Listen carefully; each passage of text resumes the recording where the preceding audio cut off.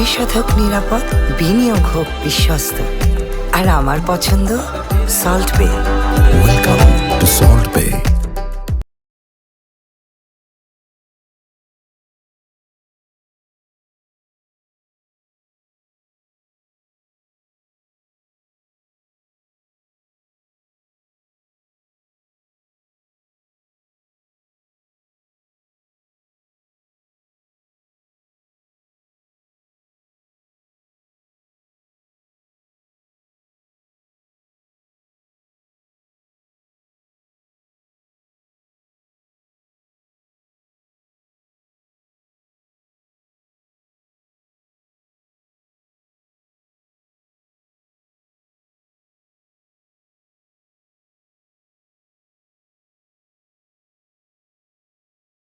বারো লাখ চামড়া কেনাবেচার লক্ষ্যমাত্রা পূরণ হবে বলে আশা আড়ত মালিক সমিতির সাধারণ সম্পাদক ও সভাপতির।